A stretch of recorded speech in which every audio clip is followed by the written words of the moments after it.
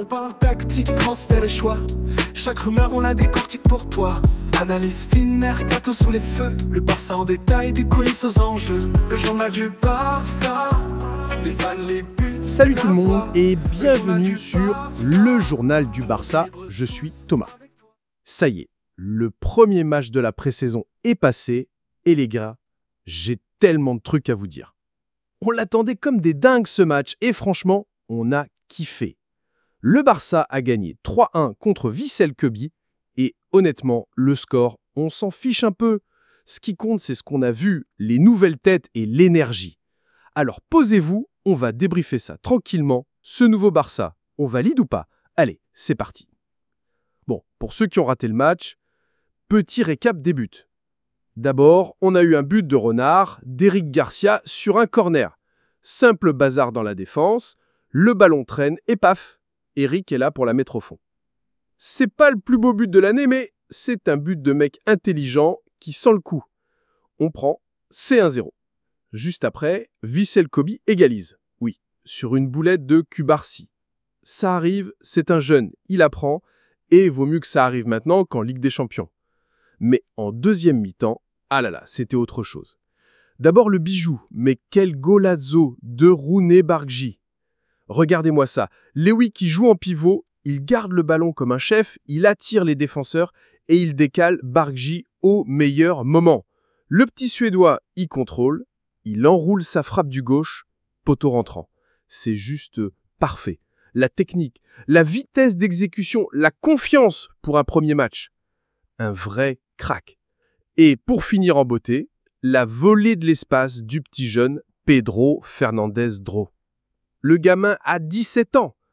La défense dégage le ballon comme elle peut, il arrive sur lui et bam, il la reprend de volée sans se poser de questions. C'est l'instinct pur, c'est spontané, c'est technique, c'est magnifique, tout simplement. Ok, les buts c'est fait, maintenant le plus intéressant, les joueurs. Ils ont donné quoi? On commence par le buteur Rooney Barghi. Les amis, mais quelle première! Il a joué à droite et dès qu'il a eu le ballon, on a vu que c'était pas le même joueur. Il est rapide, il fait des bons choix, il cherche toujours à faire mal. C'est pas juste un ailier qui court tout droit et qui centre.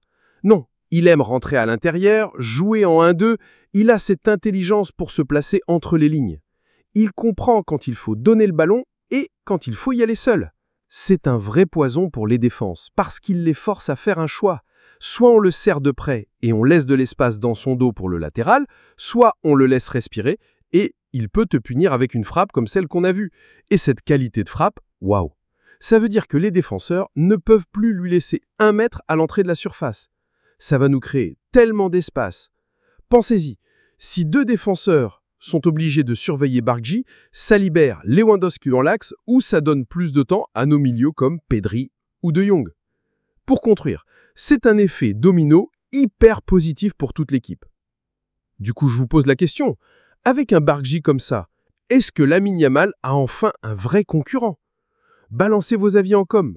Perso, je pense que cette concurrence, c'est la meilleure chose qui pouvait nous arriver.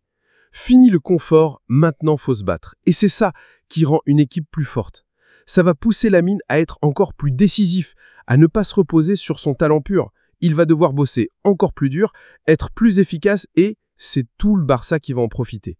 C'est une concurrence saine entre 2 talents immenses. Après, on a Marcus Rashford. Bon, ok, on a vu qu'il était un peu à court de rythme. C'est normal, ça fait un bail qu'il n'avait pas joué. Mais même à 50%, on a vu des éclairs de génie. Il apporte une dimension physique et une menace dans la profondeur qu'on n'avait pas vraiment. Il peut déborder, mais il peut aussi rentrer sur son pied droit et allumer. Il est super imprévisible.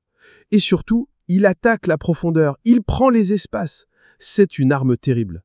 Ça va obliger les défenses adverses à reculer. Et ça va donner plus d'espace à nos milieux comme Pedri ou De Jong pour construire. Ça va aussi soulager Lewandowski, qui n'aura plus 2 mecs sur le dos en permanence. Il va pouvoir décrocher plus facilement, participer au jeu, sans être tout le temps au combat. Tactiquement, l'apport de Rashford peut complètement changer notre façon d'attaquer. Mais le truc qui m'a le plus bluffé, et ça veut tout dire, c'est son engagement.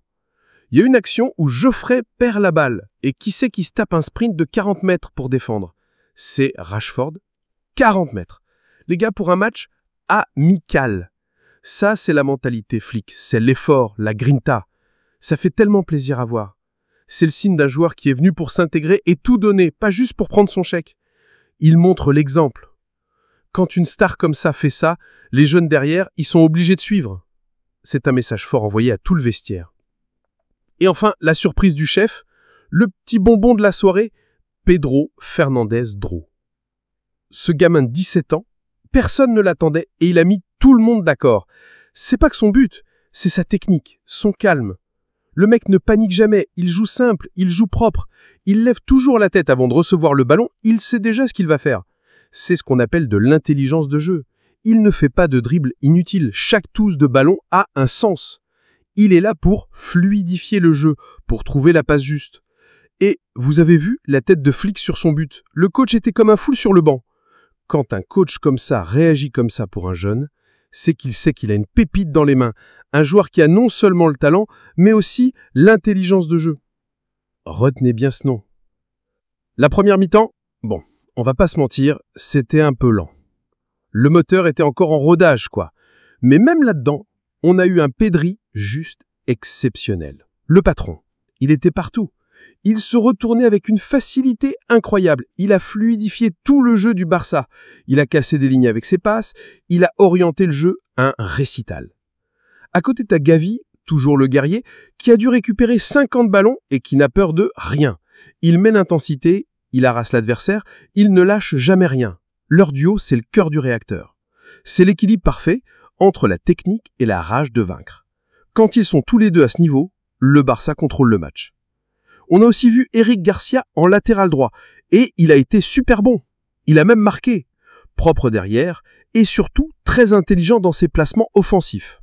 Il n'est pas resté collé à sa ligne, il est souvent rentré à l'intérieur pour offrir une solution de passe en plus, comme un milieu de terrain en fait. C'est ce qu'on appelle un latéral inversé. Alors, une vraie solution pour ce poste? Peut-être bien. Ça met un peu la pression sur Koundé, et c'est très bien. Avoir un joueur capable de bien défendre et de participer à la construction comme ça, c'est de l'or. Ça donne une option tactique de plus à Flick. Par contre, Lamine Yamal, avec le numéro 10, je l'ai trouvé un peu tendu. Il a beaucoup tenté, mais il a un peu trop forcé. Il a voulu faire l'exploit à chaque ballon. C'est normal, le gamin est jeune. Et le numéro 10 au Barça, c'est lourd. C'est le maillot de Léo Messi, de Ronaldinho. C'est pas rien. La pression est immense. Chaque ballon qu'il touche est scruté, analysé. Mais ce qui est positif, c'est qu'il n'a rien lâché, l'attitude était bonne. Il a continué à essayer, il a provoqué. C'est un apprentissage pour lui. Et vous, ce numéro 10 sur ses épaules, ça vous fait pas un peu peur? Est-ce qu'on lui met pas trop de pression, trop tôt? Et la deuxième mi-temps, bam, on est passé à la vitesse supérieure. Plus de rythme, plus d'envie. Les mecs qui sont rentrés avaient faim, ça se voyait. Le pressing était bien meilleur, on les a étouffés, on a vu des joueurs comme Casado et De Jong accélérer le jeu avec des passes verticales. Et là, on a vu ce que Flick veut faire, récupérer le ballon haut et jouer vite vers l'avant. Fini la possession stérile, on veut du danger, on veut des transitions rapides qui font mal. Bon, en résumé, qu'est-ce qu'on retient de ce match? D'abord, les sensations sont super bonnes. Les recrues apportent un vrai plus et les jeunes comme Dro montrent que la Masia est toujours au top. On a des profils variés et ça, c'est une richesse. On a de la vitesse, de la technique, de l'intelligence. Le puzzle commence à prendre la forme. Ensuite, on a l'impression d'avoir un vrai banc. Pour la première fois depuis longtemps. Les remplaçants peuvent changer un match. Et ça, c'est la clé pour gagner des titres. La concurrence va être énorme et c'est parfait. Ça veut dire que personne n'a sa place de titulaire garantie. Fini le confort, tout le monde va devoir se battre à 200% à chaque entraînement et à chaque match. C'est ça l'effet Flick. Cette culture de l'effort et de la méritocratie, c'est tout ce qu'on voulait. Évidemment, calmos, c'est qu'un match amical. Faut pas s'enflammer. On sait bien que l'équipe avait le décalage horaire, qu'il faisait chaud et que l'adversaire était en pleine saison. Mais justement, avoir montré ce visage dans ces conditions, ça rend la performance encore plus encourageante. Les bases sont là. Le projet de Flick est lancé et ça s'annonce très très lourd. On sent une nouvelle énergie, une nouvelle ambition, une envie de tout écraser qui nous avait peut-être manqué de ces derniers temps. On sent que les joueurs ont envie de prouver des choses. Maintenant, c'est à vous. Je veux vraiment savoir ce que vous en pensez. Balancez tout en commentaire, je veux tout lire, on est là pour débattre entre fans. Le joueur qui vous a le plus bluffé, c'est qui? Et je veux les détails. Pourquoi lui spécifiquement? Qu'est-ce qu'il a fait qui vous a marqué? Et la question à 1 million. Est-ce que ce match a changé votre humeur pour la saison?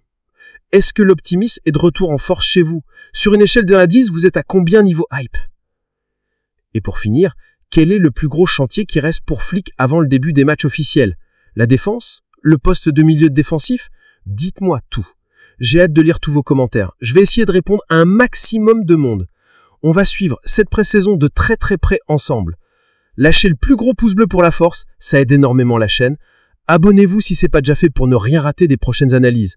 On se retrouve très vite, prenez soin de vous et comme toujours, Visca el Barça.